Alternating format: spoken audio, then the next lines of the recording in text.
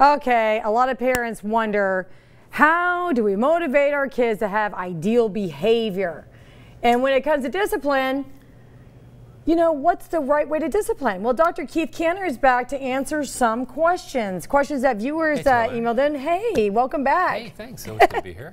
And it's always a pleasure to have you here. So let's get down to the nitty-gritty, because every parent wants a child to have optimal behavior. Well, we take them out to be respectful. Right. Whether they're in front of people or at home. You want to be able to take your kids out to dinner, know that they're going to behave and be well-mannered and be respectful of others and to their parents. So I have to tell you, my kids are very respectful. I got really lucky. I do, but I run a really tight ship. I run a really tight ship, and I have very firm boundaries. And did you start early? Yeah. Okay, because one of the things that's really important is it's how early you start with kids. Yeah. If you start really building good habits early with kids, the likelihood that they're going to keep them is higher. Okay, because as kids get older, they want to be more independent, and as they get more independent, they want to kind of go against things. So early on, if you really are into manners and like that, that's a good thing to start to do early. But where it gets complicated is if you didn't do that, and then you have to go back and do it again later, and then it's kind of reteaching things. I found that when I have a lot of friends who are parents, single and otherwise, if they're pushovers, if they don't keep their boundaries firm, then the kids walk all over them, and then the kids are bouncing off the walls. I mean, like behaviorally speaking. Yeah.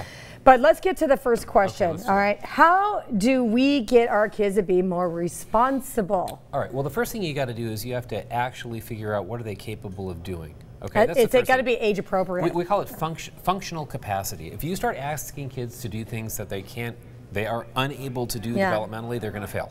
So the first thing is you have to say, okay, what are they capable of? Can they make a bed? Can they do their homework? Can they do these things? If they can do those things, then the parent responsibility is to really help the child see that they can actually do it and hold them accountable.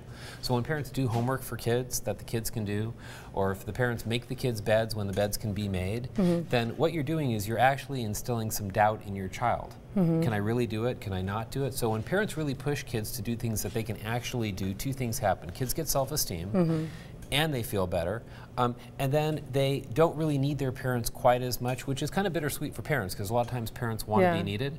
But what you start to see is that kids take over these tasks and you don't have as much of a battle. But it has to be based on what kids can actually do or not do.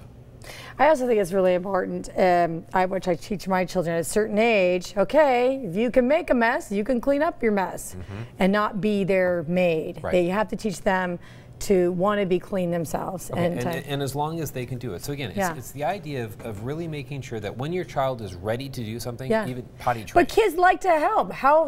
Early on they beg to help with dishes or whatever, and they're too young. But get a box. Here's a little toddler, 2-year-old, help put the blocks back in the box. Teach them young. Yeah, no, and that's very, very important. You start factor in some more kids to that. It's not so easy because then you get some competition.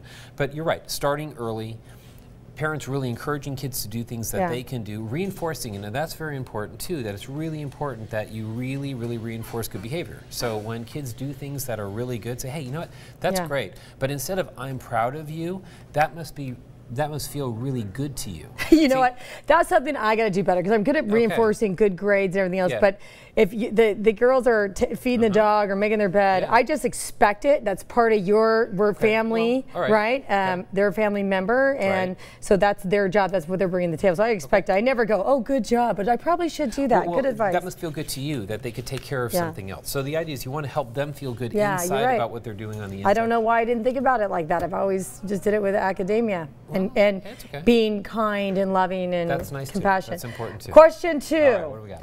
What do you mean by functional abilities? Okay, well, there's mental age, like child's age. There's chronological age. Chronological age is 2, 3, 4. Mental age is kind of what mentally they're able to. Functional age I use as what is a child capable of doing at this particular stage in their development. And each stage of development, we have like tasks that kids can do.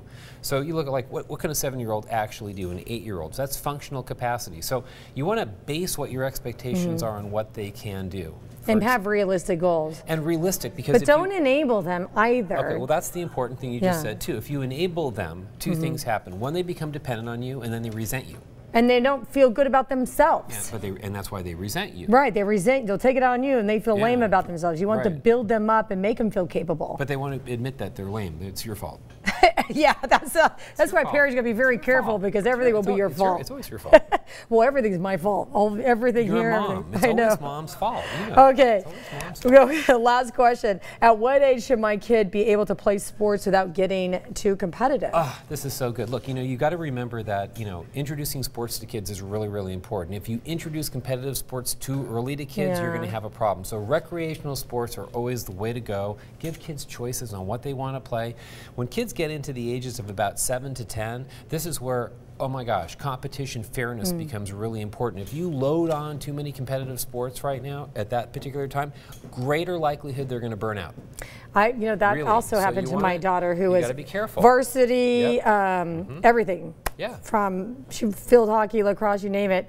And she could have gone on through college, and she just burnt out. See, so you get you get some of the examples, the Tiger Woods, who start real early and move up. But for most kids, if they get pushed too fast, get into competition too early, you know what? By high school, by college, they don't want to do it. And then you have guys like John Lynch upstairs, the CEO of this whole place.